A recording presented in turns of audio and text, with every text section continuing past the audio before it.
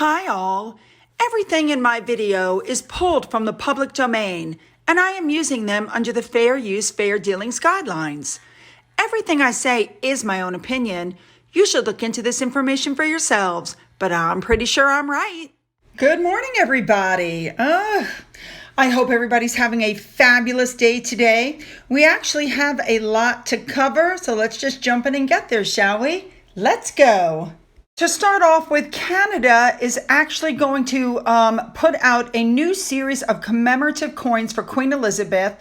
There's her portrait with her cipher. There's all kinds of information. I just love the fact that Canada just keeps going. They have not forgotten the Queen. All right, moving on.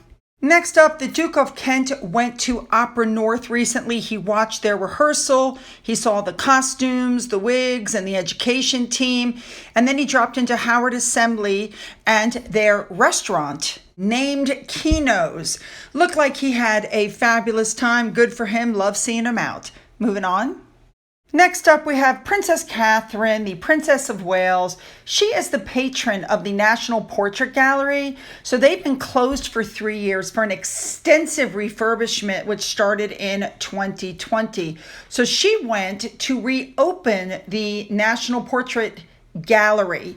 Now, her patronage, they're saying, is a nod to her university days, where she studied art history at St. Andrews University. There you go.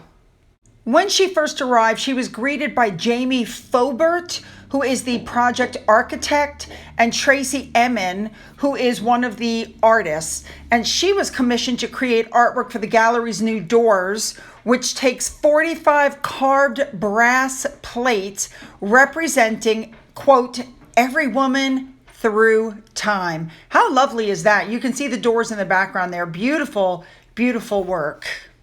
Now, just so you're aware that while she was there, she also went and interacted with some children for a multi-sensory workshop they have there, which focuses on the works of Beatrix Potter as part of the Art Gallery's Under 5 program.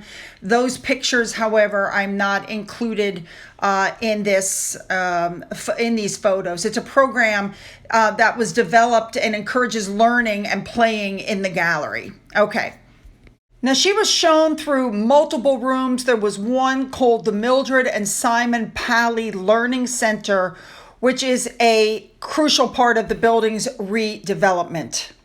That large picture you see behind her is called The Portrait of May, M-A-I, I hope I'm saying that right, by Joshua Reynolds, which is a highly regarded artist. There's Queen Victoria.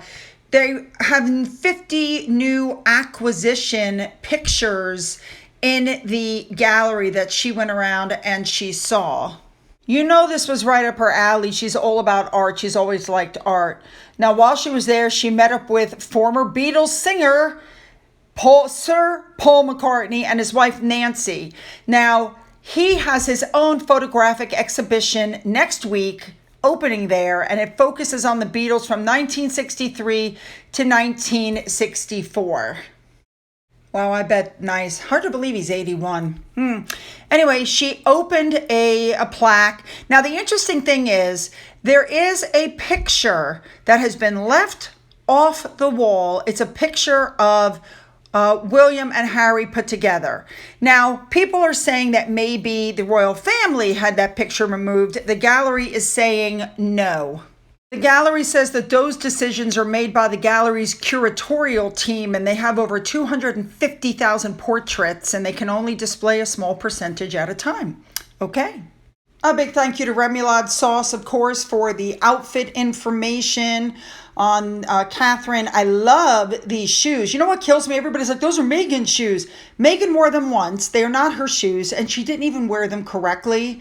They look fabulous on Catherine. She just looks great in this outfit, and I have massive hair envy. Like, oh my goodness. All right. So the art gallery is now reopened. All right, let's move on now. All right, since Ascot is, we're going to cover that. Let's look at this really quick. People are wanting to know what happened to the Queen's horses. Well, when she passed away, some of the 100 thoroughbreds went to King Charles. And they're saying that he has co-owned several racehorses with Camilla, but he loves racing, but not as much as Elizabeth did. All right, here we go. Ascot. So right off the bat, Zara and Mike showed up looking absolutely gorgeous. Now, there is a new relaxed dress code. You can have a suit and trousers instead of the traditional dress, but the formal dress code remains that visitors should be more experimental in their fashion. So here you go. Here comes Zara, and she's wearing a straw boater hat, they're saying it, and a 660-pound floral mini dress. I love her. I love Mike. You guys know this already, though. They said that they're going to honor the Queen in perpetuity and, continue to dress appropriately. There you go. She looks lovely, and I love the outfit all the way around. All right. Well, when the carriages, we really should have started with the carriages. So King Charles was in the carriage procession with the Queen, and of course they played the anthem and the crowd gave out a cheer, and he tipped his hat to the crowd. How lovely is that? Okay, yeah, he's blocking Camilla's face here, but that's okay. I just think that's so gentlemanly, you know what I'm saying? And we couldn't help but notice that Camilla was wearing the Queen Mother's brooch. What a beautiful piece of jewelry that Queen Elizabeth inherited when her mother died in 2002. Now, also in his carriage is the Duke and Duchess of Wellington, the King's cousin. All right, moving on. Next up in the procession, you had Princess Anne. The young lady sitting next to her, just in case you don't recognize her, is Queen Camilla's sister, Lady Elliot. She looks just like Camilla. Then next up in the next carriage, you had the Duke and Duchess of Gloucester. And let me just say, I love this blue on her as much as I loved the gray on her at the garter ceremony. So they went around this circular area. There were lots and lots and lots of people clapping for them. Love it. You know, King Charles and Queen Camilla penned an open letter in honor of the Queen, and they said that they were delighted to welcome people to Ascot, the year of the coronation. 5 days of highly competitive racing will be watched and enjoyed by millions here and abroad, and that this meeting always played a central role in Queen Elizabeth's calendar, and the naming of the Queen Elizabeth Jubilee Stakes is the most appropriate way to mark her lifelong interest. Very nice. All right, we're going back to Mike and Zara because they said their behavior sums up their authentic love. Well, let me tell you, these pictures are from 2 years ago and from last year, and it's pretty obvious that they don't force their behavior like other people. She doesn't have a fake smile plastered on her face. You know, she's very happy with her husband. It's very obvious that her husband is happy with him. It's very obvious that they get along with all the family. These pictures, look at them. This is when they see the king and queen coming along in the carriage. I mean, look at that. She's hugging her uncle, giving kisses to him. I mean, it's very obvious that they have a very close family relationship. You just can't fake that. All right, next up, Princess Beatrice was out with her husband, Edo, for the first day of Ascot again. She was in a 495-pound dress. Edo he always looks dapper, you know.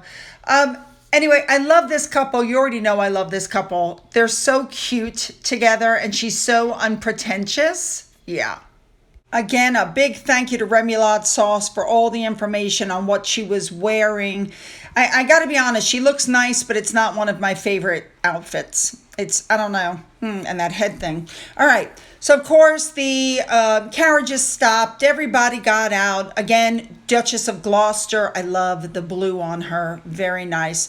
The whole family standing around, they're milling around on the grass. This is what they do. Now, Peter Phillips was there with his girlfriend, Miss Lindsay Wallace, and apparently they were looking pretty happy.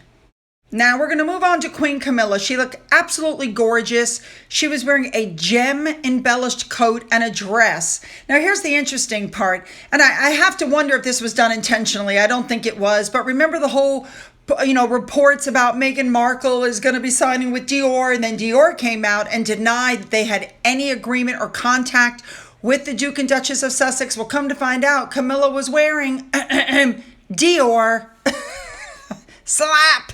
Now, the king and queen were seen up in their box with her son, Tom Parker Bowles.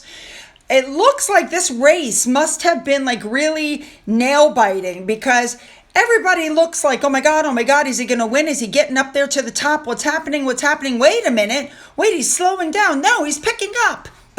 You know, this is what's going on behind the scenes. She's like, Charles, how much money did you bet on that horse? All right. Moving on to Princess Anne. Once again, she looked lovely. First of all, I really love the hat. Second of all, I don't know what color you call this jacket, or not the color, the material, because it's one of those jackets that when the sun hits it, it looks like it's different colors. I don't know any other way to explain it. Here's a couple more photos that just kind of show you what I'm trying to talk about. I don't know any other way to say it, the way the color changes. All right, anyway, when the races ended, everybody went down. Charles and Camilla spoke with the jockey, and Princess Anne, I believe, is the one who handed out the trophy. Now, you should also know that in the grandstand at Ascot, there is a photographic exhibition taking place that shows or highlights the late Queen Elizabeth's close association with Royal Ascot. They have lots of pictures and photos, including pictures of her 24 winners, her horses. And so that's a big thing. Chris Jackson curated the exhibition, and he said that it was a challenge, an enjoyable challenge, to delve into the archive and highlight the many decades of pleasure that she took from this iconic festival of racing. Lovely.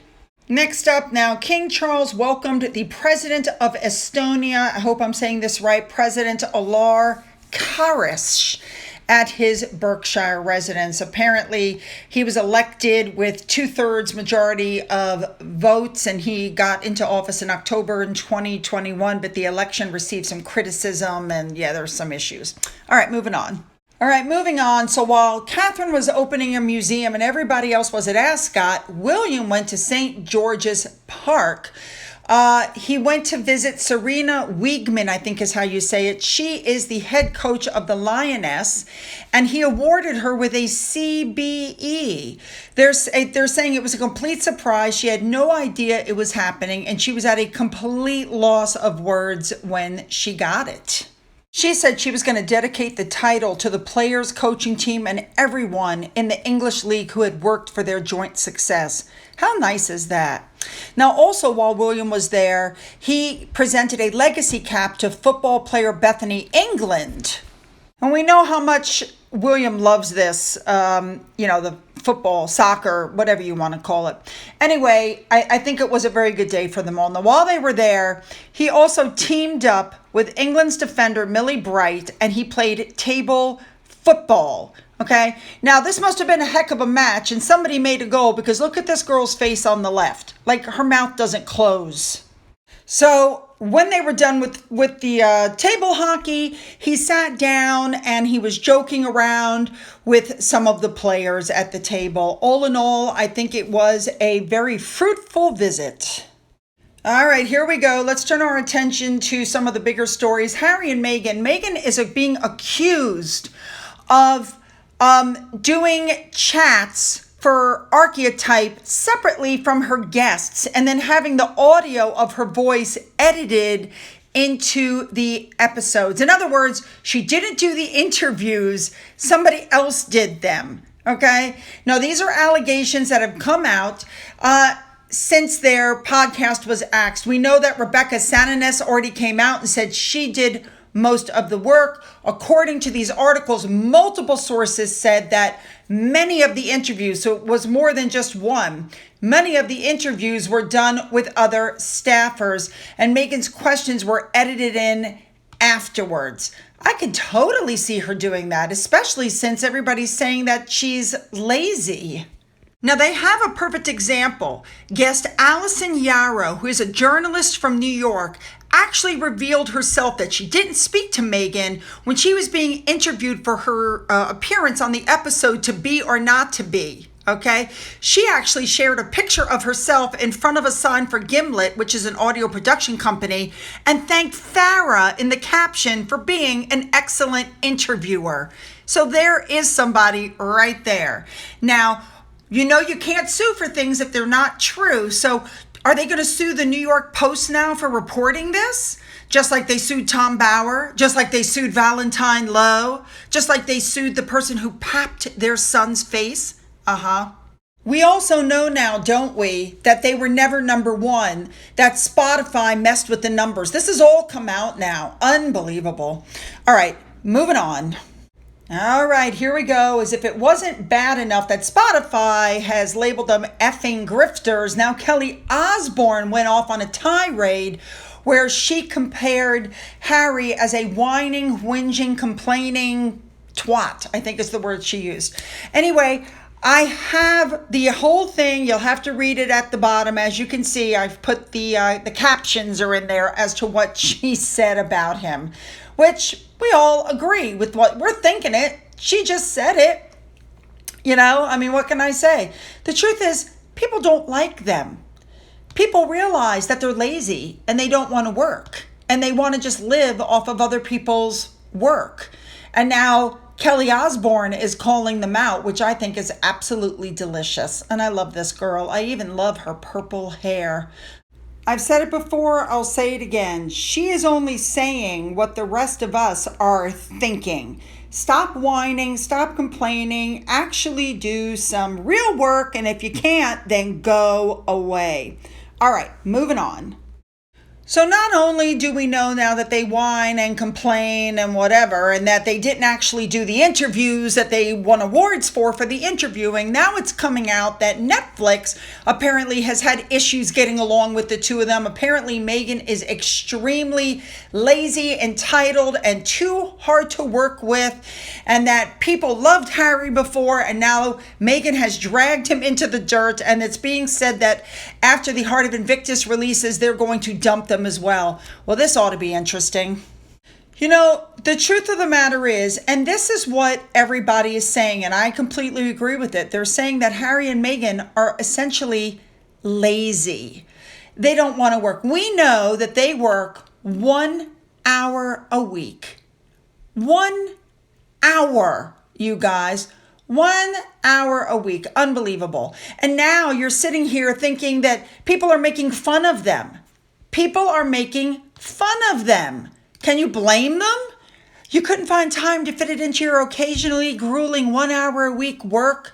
I don't know what that is. I really don't know what that is. But the fact that the world is laughing at them speaks volumes. You know what? They're in trouble. They are in trouble. Their reputation is so tainted that nobody's touching them. So, all right, we're just going to look at one more thing and then we're going to wrap this up. All right.